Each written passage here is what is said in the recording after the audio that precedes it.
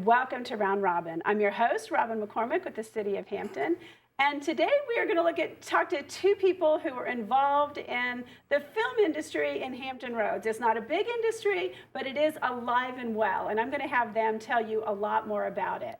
My guest is Jesse Sanzo, former guidance counselor and now screenwriter, and Robert Shepard, former Army guy and now actor. Welcome. Thank you very much. Thank you for having us. So both of you guys took the more traditional path for a while, had your day jobs that paid well, and it was really a second career to branch out into the arts, which is not the most stable income sometimes. Absolutely. Well, I always usually say that I had to retire from the Army so I could afford to be a freelance actor. Exactly. It's risky to follow your passion, you know? It sure it's a is. scary thing. It sure is. And, you know, sometimes people are one-hit wonders, and the first thing they do makes it big. But you can do that because, I mean, those of us who have a book or a screenplay or whatever in our head, it's been in there for a long time. And, right. and you put everything you got into that first one, and then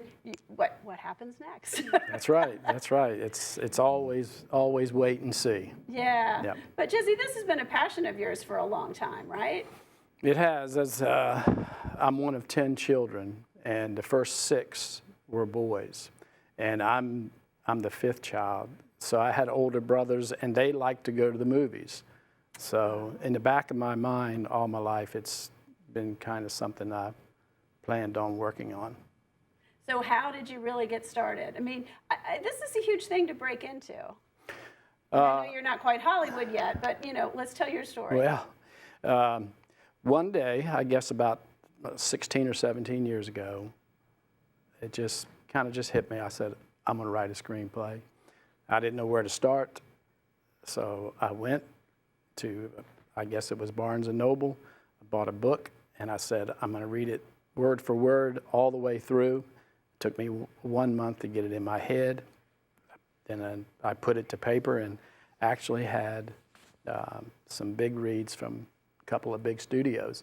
So I was proud of that. So I felt like I knew I could do it. Wow. If I just spent a little more time doing it. So I decided that I would do it, and now I've written 7 full-length screenplays, and 5 of them registered with the Writers Guild of America.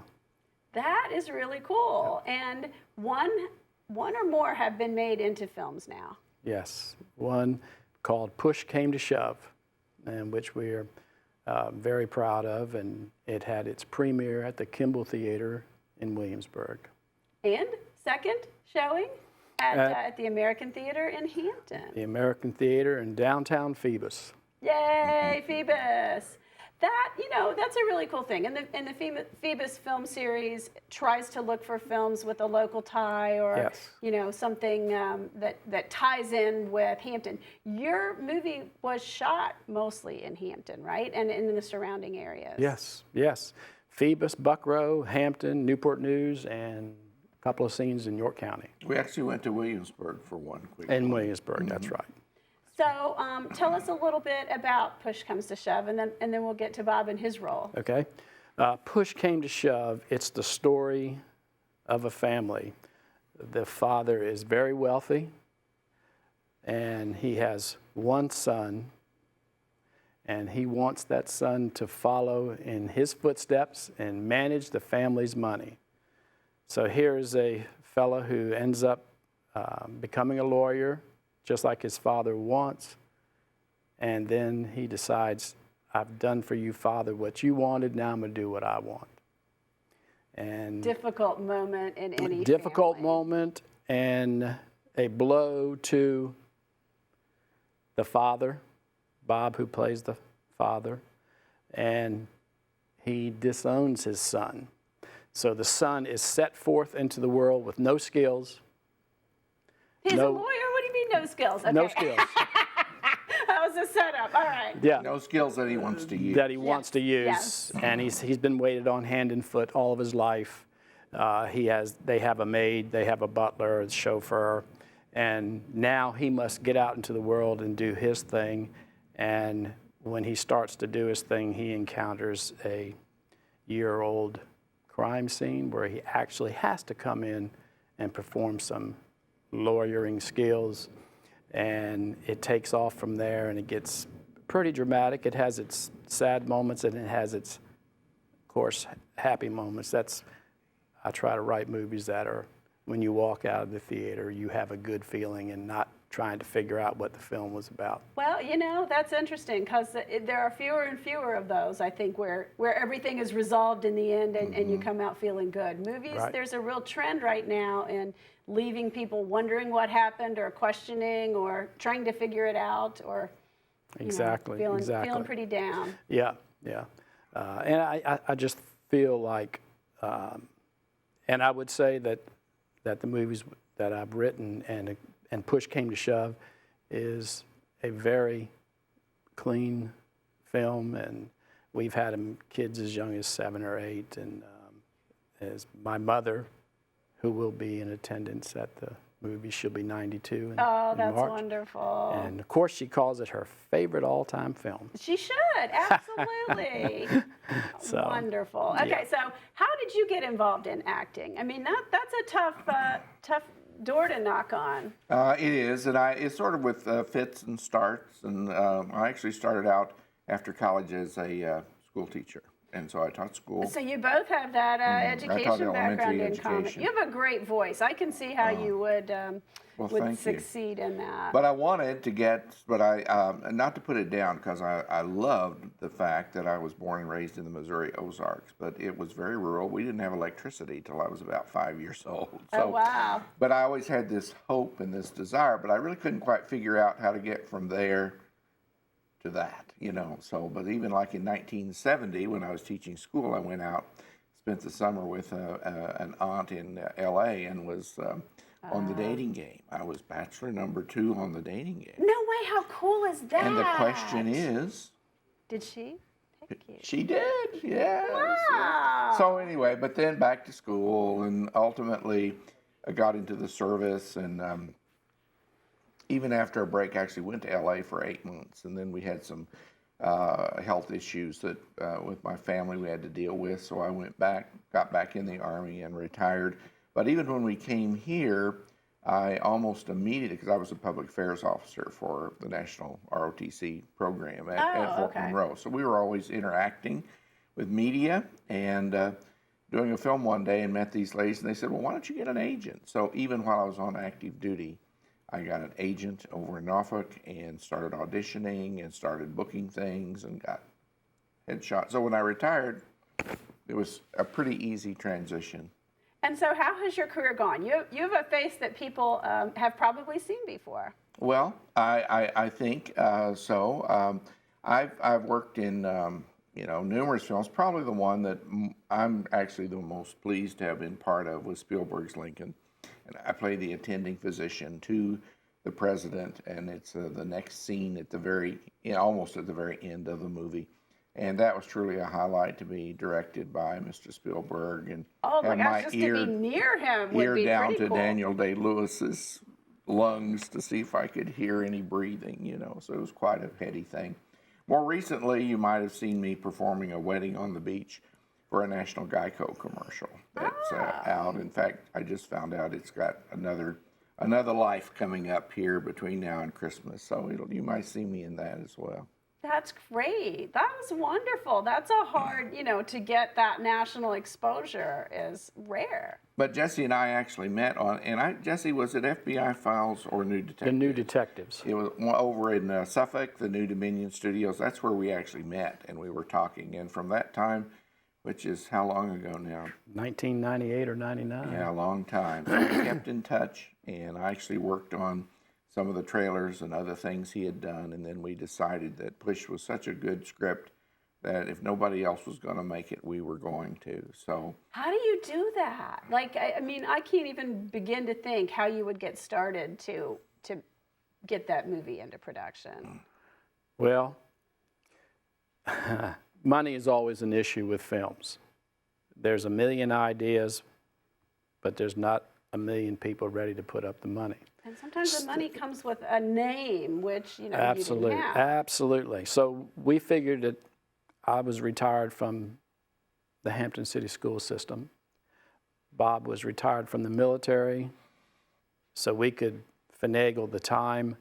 And then we had this fella named Steve Scheffler, who films for the Daily Press in Colonial Williamsburg, and he's also a director.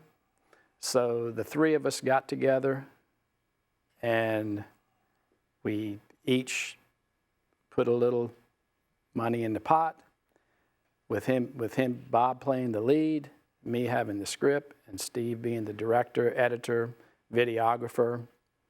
We were able to keep the cost down, and it was an interest that we knew we all had to do our very best, and I guess it turned out well for us. It sounds great. I can't wait to see it.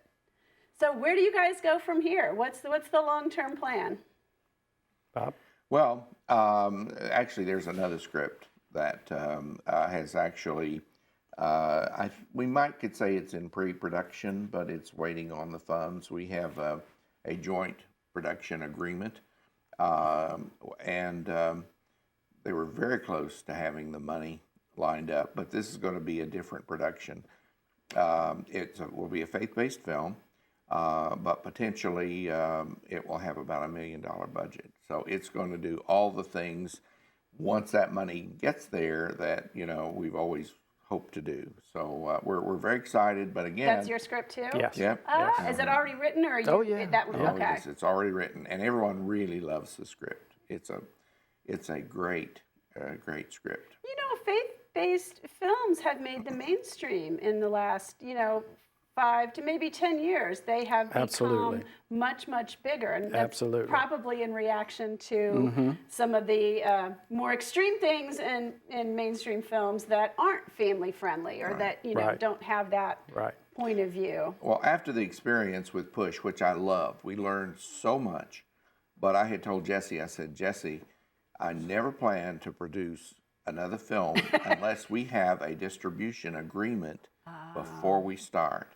And so now, due to, I think the good Lord's providence, we actually have that ability to have this film distributed before we even start filming it. So, and faith-based films are actually one of those that's a greater possibility than most. The challenge, and we love Push, it was kind of betwixt and between. It was kind of this and kind of that, and we found that faith-based films and actually horror films are probably the two that if you want to get a film distributed and you keep connecting to the right people, that's probably your best chance. That's interesting. Yep. Horror films have always been that sort of independent B-movie spirit, you know. The young people just seem to thrive on the horror film genre. And I guess Bob, I couldn't remember if he said it, but the film that we're in pre-production for, Road to Amazing Grace. And we actually, I have a third script called Past Shadows that the company that we're working with for Road to Amazing Grace likes that film too. And there seems like there's a plan to put that in their queue of films to do in the future. So we may have 2 more down the road. This would hopefully be huge, shortly. wouldn't it? Now, are you going to be in those? Are there roles you write? Yes, absolutely. Or is it just work out that way? We would definitely be producers on both of those films. We potentially producers means you're putting in your money and your sweat equity, right? Well, sweat Part equity, of that, not necessarily money, because we basically, through Jesse's great work and our efforts, we presented the script, so that makes us part owners in that. Okay, so as producers, we would be part owners in that production, and then also we would have roles. One of our challenges is Jesse writes these great roles for me, and then when we get into more money that people put in, they say, no, I think we're going to have to go with a bigger named, someone that's nationally that's named. a hard thing to find. And so I may see a couple of these roles that were actually written expressly for me, played by somebody else, and then I might have a co-starring role, but I haven't given up yet. No, don't. There's a great role in this Road to Amazing Grace that Jesse wrote for me, and I'm actually claiming it. So we'll see what happens. Good, good. Yeah, Now, absolutely. would these be filmed here, or would you go somewhere else, or do you even know yet? Well, actually, there was a plan to shoot further south, and but it hasn't materialized yet. But because we're working with a larger company, they kind of call more of the shots than we have an opportunity to do. So we're pretty much at their mercy to an extent. Yes. The last we heard, it may be way further south, like Louisiana. Oh, well, that'd be fun too. You get to Yeah. travel. A lot of it depends upon which states have incentives. I wondered And about Louisiana and Georgia Right. currently are really, really very much into getting film and attracting them to come. Well, we're going to have to work on Virginia then, aren't we? Absolutely. I mean, it is, you know, there's a lot of studies that show local benefits when film companies come in and how much they spend in a darn Sure. short period of time and what little stress it is on the government. So it's one of those industries like tourism where you're getting a lot of bang for your buck. You're Yes. getting return and not spending a lot. If you would Absolutely. trace those services. dollars then to the local economy, the hotels, transportation, Exactly. food services, all of those things, those Yeah. dollars go through many, many, many hands to actually help the entire community. And like Lincoln, for example, was filmed entirely in the Richmond area. And that, I saw it in Richmond. I don't know why, Did but I ya? wanted to go to Richmond and see it. So I was there and I was at the museum and stuff. And we went to the movie and it was really special seeing it. And then you walk out and it doesn't look anything like today's Richmond very much. You can see a little bit in there, but it's, Right, you right. have that very rich feeling. And it added another dimension to it, I think. Right. And then you think, that wasn't that long ago. Really, Lincoln's time, you count back and it's, boy, has the world changed. 150 years. Yeah, That's pretty yeah, much and it. the mud and the dirt and it was a different world. Yeah. And that's what movies do. They take us to Absolutely. that different world. Yeah, absolutely. And one last thing about the road to Amazing Grace, another genre that does well in films is westerns. And this Still. is like an inner city western in modern time. And Bob plays the lead cowboy. Oh, fun. Yeah. All right. I can't wait to see this. And I'm sorry I missed the Phoebus showing, but I want to see Push Came to Shove, too. Thank you. So you're Thank on you. DVD? Do you have DVDs? Yes. Okay. DVDs are available. And there are That's actually right. some outlets locally, like the Virginia store in Hampton, that carry the video, and the Briar Patch over in Phoebus, if people would Oh, want to that's great. come in And Aqua purchase Pura it. in Buckrow Shopping Yeah, Center. so there's a few local venues that we're very happy to have making the video available. Well, best of luck to both of you and the Thank big you. screen and the next couple of projects you have up. Stay in touch, and We we'll will. let people know more Sure. about how to see more of your films. Oh, we would love Thank you. that, and we so appreciate the opportunity to be here today. Thanks for coming. Very Thank you. exciting. Thank you. And thank you for watching. I hope you will take the opportunity to pick up a DVD of this movie and to watch for what these gentlemen have coming in the future. Thanks for watching.